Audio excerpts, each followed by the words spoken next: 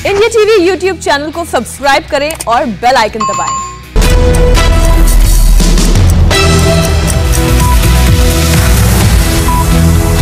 नमस्कार, मैं हूं अमित पालित। सुबह के 9 बज गए हैं और वक्त है सुबह की 9 बड़ी खबरों का। इस बुलेटिन में हम आपको दिखाएंगे कि यूपी विधानसभा चुनाव के लिए बीजेपी ने रखा कितनी सीटों का टारगेट, चुनाव में क्या होगा बीजेपी का मास्टर स्लोगन, गहलोत के खिलाफ अब किसने खोला मोर्चा, और साथ ही बात करेंगे मोदी के मिशन कश्मीर से पहले पाकिस्तान ने कैसे बहाया खून।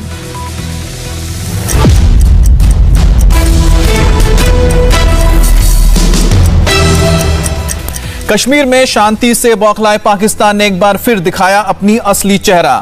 आतंकियों के सिर पर पाकिस्तान का हाथ है और जाबाज की पीठ पर कायर आतंकियों की गोली।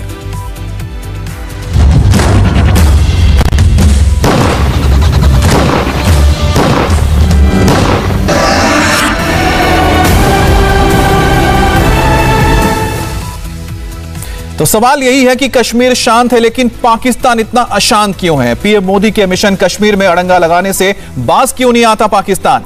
कश्मीर पर मोदी की बैठक से कुछ घंटे पहले कश्मीर की सड़कों पर खून बहा। श्रीनगर में आतंकवादियों ने कल रात करीब 8 बजे सीआईडी इंस्पेक्टर की गोली मारकर हत्या कर दी। घटना नौगाम इलाके में हुई, जहां आतंकवादियों ने सीआईडी इंस्पेक्टर परवेज अहमद डार को उनके घर के पास 3 गोलियां मारी। पूरी दुनिया जानती है कि कश्मीर में आतंकियों के सिर पर पाकिस्तान का हाथ है और इन्हीं कार पाकिस्तानियों ने और आतंकियों ने जाबाज इंस्पेक्टर की पीठ पर गोली मारी। शोपियान में आतंकी हमले के बाद 13 घंटे बाद भी सुरक्षा बलों का सर्च ऑपरेशन जारी है। कल शाम शोपियान में हुए आतंकी हमले में जम्मू कश्मीर सीआईडी के इंस्पेक्टर परवेज अहमद डार शहीद हुए थे और इस घटना के बाद से सुरक्षा बलों ने पूरे इलाके को घेर रखा है और आतंकियों की तलाश की जा रही है। 1 महीने में शोपियान में आतंकियों का यह तीसरा बड़ा हमला है और यह तब हो रहा है जब जम्मू कश्मीर पर पिछले 1 महीने से दिल्ली से लेकर श्रीनगर तक लगातार सियासी पार्टियां बैठक कर रही हैं। यह तस्वीरें मंगलवार शाम 7:59 की है, जब शोपियान का कनीपुर इलाका गोलियों की तड़ताहट से गूंज उठा। इंस्पेक्टर परवेज अहमद मस्जिद से नमाज पढ़कर निकले थे तो 2 आतंकियों ने जम्मू कश्मीर के बहादुर पुलिस इंस्पेक्टर परवेज अहमद के पीछे पहुंचे और फिर उनकी पीठ पर ताबड़तोड़ फायरिंग कर दी और मौके से फरार हो गए।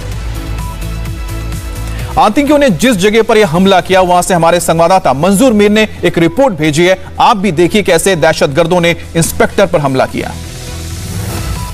श्रीनगर के नौगाम इलाके में कल रात 8 बजे के करीब Jammu Kashmir police CID wing के एक इंस्पेक्टर की गोली मारकर हत्या कर दी गई। हम इस वक्त उसी स्पॉट पर मौजूद है जहां पर इस घटना को अंजाम दिया गया। ये तस्वीरें आप उस जगह की देख सकते हैं। यहाँ पर बताया जा रहा है कि परवेज अहमद जो सीआईडी विंग में इंस्पेक्टर थे वो मगरिब की नमाज अदा करने के लिए इस मस्जिद शरीफ में जा रहे थे और जैसे ही वो इस जगह पर पहुंचा, ये तस्वीरें आप देख सकते हैं, यहाँ पर खून के निशान जो है अभी भी साफ तौर पर देखे जा सकते हैं। जैसे ही वो यहाँ पर पहुंचे तो यहाँ से इस गली से बताया जा रहा है कि 2 मिलिटेंट्स जो थे वो नज़दीक से उन पर एक के बाद एक पिस्टल से उन पर गोलियां चलाई और ये सारी वारदात जो है यहाँ पर लगे सीसीटीवी कैमरास में रिकॉर्ड हो गई। और जैसे ही पुलिस को सीसीटीवी की जानकारी मिली तो ये पता चला कि 2 मिलिटेंटों ने इस हमले को अंजाम दिया जिनके पास पिस्टल था। और ठीक 8 बजे की ये घटना है जब परवेज अहमद इस मस्जिद, ये मस्जिद है चिनार बाग बागात कनीपोरा की मस्जिद है, यहाँ पर मगरिब की नमाज अदा करने के लिए पहुँच रहे थे। मस्जिद और परवेज के घर की दूरी की अगर बात करें तो महज कुछ मीटर्स पर है। अक्सर बताया जा रहा है कि परवेज जो है इसी मस्जिद में नमाज अदा करने के लिए पहुंच जाते थे और कल जब मगरिब की नमाज अदा करने के लिए वो घर से निकले थे, ये गली आप देख सकते हैं, एक रास्ता उनके घर की तरफ से ये इस गली से जाता है और दूसरा जो बड़ा मेन रोड है वो यहाँ से सीधा स्ट्रेट आप देख सकते हैं कुछ मीटर की दूरी पर इस ग्रेव यार्ड के बाद में जो है उनका घर है। तो ये उनकी मस्जिद है इलाके की जहाँ पर वो नमाज अदा करते थे। और कल जब वो मगरिब की नमाज अदा करने के लिए इस जगह पर पहुँचे तो मगरिब नमाज की 1 रकात जो थी वो अदा की गई थी। वो थोड़ा लेट थे और मिलिटेंटों को पहले से ये जानकारी थी कि परवेज इस मस्जिद में नमाज अदा करने के लिए जाता है और नज़दीक इसी जगह पर जहां पर हम इस वक्त खड़े हैं यहाँ पर उन पर एक के बाद एक पिस्टल से गोलियां चलाई गई और ये सारी वारदात सीसीटीवी कैमरा में रिकॉर्ड हो गई। हालांकि इस घटना के बाद जम्मू कश्मीर पुलिस और सीआरपीएफ ने एक जॉइंट ऑपरेशन शुरू करके उन मिलिटेंटों की तलाश जो है वो बड़े पैमाने पर शुरू कर दी है और साथ ही साथ कुछ सस्पेक्टेड लोगों को भी हिरासत में लिया गया है जिनसे पूछताछ की जा रही है। कैमरामैन मोहम्मद असलम के साथ मैं मंजूर मीर, इंडिया टीवी, श्रीनगर। तो एक बार फिर से हम आपको वो तस्वीरें दिखा रहे हैं जिसमें आप ये इस वारदात को देख सकते हैं, किस तरह से आतंकियों ने एक कायराना हरकत की। देखिए, इंस्पेक्टर परवेज नमाज अदा करने के बाद अपने घर की ओर जा रहे थे, पीछे से दो आतंकी आते हैं, जिससे पहले आप देखें कि एक आतंकी पहले मौके पर, यानी कि जो मोड़ है वहां पर पहले छुपा हुआ था, दूसरा पीछा करते हुआ आ रहा था। तो जो पीछा करते हुआ आ रहा था उसने पहले पीछे से गोली मारी, उसके साथ ही उसका जो दूसरा साथी था वो भी आ जाता है जो मोड़ पर खड़ा था और उसने भी लगातार गोलियां दागनी शुरू कर दी इंस्पेक्टर परवेज पर और उसके बाद वो वहीं पर ढेर हो गए। हालांकि उनको पुलिस लेकर गए, जो उनके लोग थे लेकर अस्पताल पहुंचे, लेकिन तब तक उनकी मौत हो चुकी थी। लेकिन इस सीसीटीवी से साफ हो जा रहा है कि आखिरकार किस तरह से हमला किया गया। और एक बात जो समझ में आती है कि बहुत लंबे वक्त से उन पर नजर रखी जा रही थी। जब वो निहत्थे थे, सबको पता था जब वो विवादित गाह जा रहे हैं तो कोई हथियार लेके नहीं जाएंगे और इसी के मौके का फायदा उठाकर इन कायरों ने यह हरकत की है। और इलाके के लोगों से भी मंजूर मीर ने बात की, आपको सुनवाते हैं उनका क्या कहना है। आप जानते हो इसको कैसा इंसान था? हमारे साथ पढ़ता था, बस 10वीं जमात तक हमने इसके साथ पढ़ा है। इसका नाम है परवेज अहमद। तो बताया जा रहा है कि अक्सर वो इस मस्जिद में नमाज अदा करने के लिए आता था। अच्छा इंसान था, अच्छा इंसान, बहुत अच्छा इंसान था। ये दुख हो रहा है कि वो नहीं? हाँ, क्यों नहीं, दुख क्यों नहीं हो रहा है। ये हमारे साथ पढ़ रहा था, अच्छा लड़का था, बेहतरीन लड़का था, अच्छा, सबसे अच्छा लड़का था, पढ़ने वाला लड़का था, काम करने वाला लड़का था। इसका बाप भी अच्छा है। तो सर आपने क्या सुना कल, कैसे पता चला? पता ही नहीं था, हमको नमाज घर में पढ़ रहा था। हम खुद बाग में रहता है, यहाँ नहीं हम रहते, हम तो थोड़ा नीचे रहता है। क्या हुआ था कल, क्या सुना आपने, क्या हुआ यहाँ पे? कल हम नमाज पढ़ने जा रहे थे, हम अंदर मस्जिद में गए तो पीछे हमने फायर सुने, 4-5 फायर हो गए और बाद में हम निकले नमाज पढ़ के तो सुना यहाँ पे हमारा भाई है वहाँ। तो आतंकियों ने परवेज अहमद पर हमला ऐसे घात लगाकर किया कि उन्हें संभलने तक का मौका नहीं मिला, वरना अंजाम कुछ और हो सकता था। हमले के बाद परवेज को अस्पताल ले जाया गया लेकिन बचाया नहीं जा सका। परवेज अहमद डार सीआईडी के लिए काम करते थे, श्रीनगर के परिमपुरा पुलिस स्टेशन में पोस्टेड थे। परवेज ने साल 2000 में जम्मू कश्मीर पुलिस ज्वाइन की थी और परवेज डार ने आतंकियों के खिलाफ कई ऑपरेशन में भी हिस्सा लिया था और उन्हें अपने अंजाम तक पहुंचाया था। कश्मीर में गोली की बोली तो यूपी में लोकतंत्र उत्तर प्रदेश, जहां मिशन 2022 के लिए बीजेपी की मैराथन बैठक चली। लखनऊ में 2 दिन चली बैठक में बीजेपी के बड़े नेता शामिल हुए और इसी कड़ी में मंगलवार को जो बैठक लखनऊ में हुई उसमें मिशन 2022 के लिए टारगेट तय हुआ। अब की बार 325 सीट पार, यानी यूपी चुनाव के लिए बीजेपी ने अपना मास्टर स्लोगन तैयार कर लिया है। इस बैठक में सीएम योगी आदित्यनाथ के साथ बीजेपी के कोर कमेटी के तमाम नेता मौजूद रहे। बैठक में यह तय हो गया है कि अगले साल के चुनाव में बीजेपी 300 पार के नारे के साथ चुनावी मैदान में उतरेगी। बीजेपी की कोशिश है कि अगले साल होने वाले विधानसभा चुनाव में पार्टी एक बार फिर से जीत का परचम लहराए और यही वजह कि इस बैठक में संघ से लेकर यूपी बीजेपी के सभी बड़े नेता शामिल हुए। बैठक में सरकार के कामकाज की समीक्षा के साथ ही बारी बारी सभी कैबिनेट मंत्रियों से उनके विभाग के बारे में जानकारी ली गई कि आखिरकार कौन से जनहित योजनाएं हैं, उनकी क्या उपलब्धियां हैं जो आगे जनता तक पहुंचाई जा सके।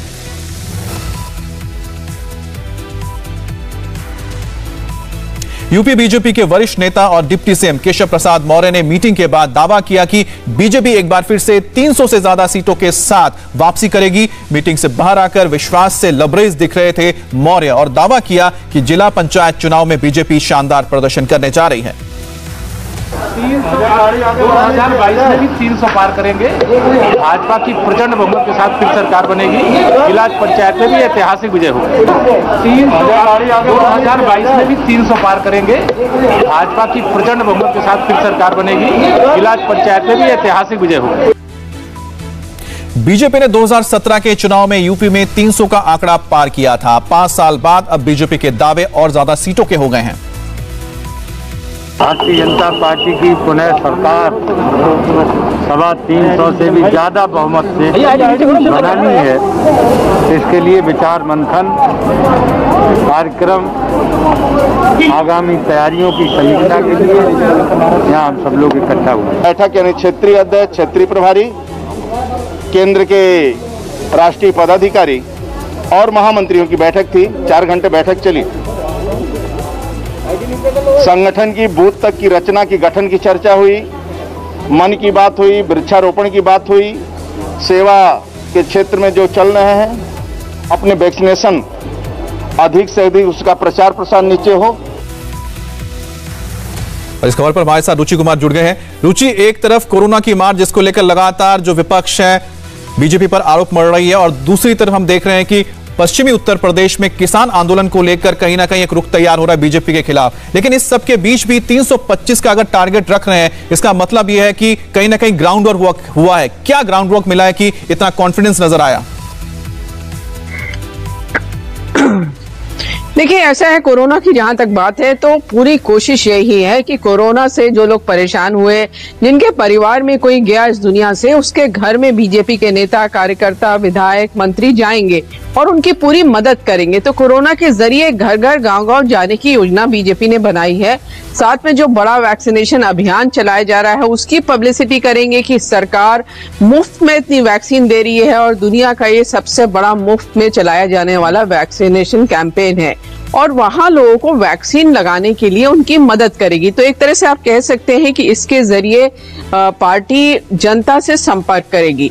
तो जाहिर है कि जब 2017 था, अखिलेश यादव की सरकार थी, यादव फैमिली में झगड़ा हो रहा था, सरकार को लेके कई तरह के सवाल थे, तब बीजेपी ने 300 पार का नारा दिया था, तब सरकार के खिलाफ लड़े थे। लेकिन अब क्योंकि यूपी में बीजेपी की अपनी सरकार है, तो बड़ा चैलेंज है जो बीजेपी ये कह रही कि 325 सीट जीतेगी, पिछले से ज्यादा उसको बहुमत मिलेगा इस समय। तो उसके लिए ग्राउंड वर्क हो रहा है। उसी की वजह से ये इतने 5 घंटे, 5.5 घंटे मीटिंग चली, जिसमें कहा गया कि जो पार्टी के जितने काम है, चाहे सेंट्रल गवर्नमेंट के हो, चाहे यूपी गवर्नमेंट के हो, वो जनता तक पहुंचाए जाएं। कौन से डिपार्टमेंट में कौन से काम अभी नहीं हुए हैं, जनता किस चीज से परेशान है, ये एक एक चीज की जानकारी मांगी गई है। मंत्रियों को कहा गया है कि वो फील्ड में जाए और लोगों से संपर्क करें। तो इस तरह की तैयारी बीजेपी ने अभी से शुरू कर दी है। मिशन साथ ही साथ ये भी नजर आता है कि रुचि, कि जिस तरह से हम सुन रहे थे कि कास्ट इक्वेशन को लेकर कुछ इश्यूज हैं, या फिर जो मंत्रियों के बीच में कुछ अनबन है, उसे भी शायद पूरी तरह से साफ कर लिया गया, यानी कि आयरन आउट कर लिया गया है। बहुत बहुत शुक्रिया आपका। एक तरफ लखनऊ में संगठन और सरकार की बैठक हुई, वहीं दूसरी ओर मंगलवार को उत्तर प्रदेश के मुख्यमंत्री योगी आदित्यनाथ डिप्टी सीएम केशव मौर्य पर घर के घर पहुंचे। Deputy CM Dinesh Sharma, RSS के सह कार्यवाहक दत्तात्रेय हसबोले, सह कार्यवाहक डॉक्टर कृष्ण गोपाल, क्षेत्रीय प्रचारक अनिल इस दौरान वहां मौजूद थे। यूपी में पिछले कई दिनों से सीएम और डिप्टी सीएम के बीच सब कुछ ठीक नहीं होने की खबरें चल रही थी। ऐसे में यह मुलाकात बेहद अहम थी। हालांकि बाद में पता चला कि ये सभी नेता केशव प्रसाद मौर्य के बेटे को शादी की बधाई देने पहुंचे थे। करीब 1 घंटे तक नेता वहां मौजूद रहे, जिसकी तस्वीरें इस वक्त आप देख रहे हैं। दिनेश शर्मा डिप्टी सीएम मौजूद है, योगी आदित्यनाथ यहां पर मौजूद है, केशव प्रसाद मौर्य यहां पर मौजूद हैं। योगी आदित्यनाथ के केशव मौर्य के घर जाने से कई अटकलें लगाई जा रही हैं। हर कोई इसके अलग अलग मायने भी निकाल रहा है।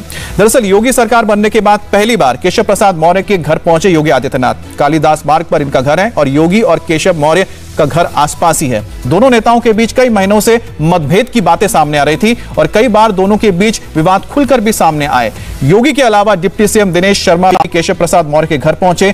सभी लोगों ने केशव प्रसाद मौर्य के घर में साथ में लंच किया। और केशव प्रसाद मौर्य बीजेपी में ओबीसी समुदाय का एक बड़ा चेहरा है। बीजेपी की चुनाव से पहले पूरी कोशिश है कि बड़े नेताओं के बीच कोई भी अगर मनमुटाव है तो उसे दूर कर लिया जाए।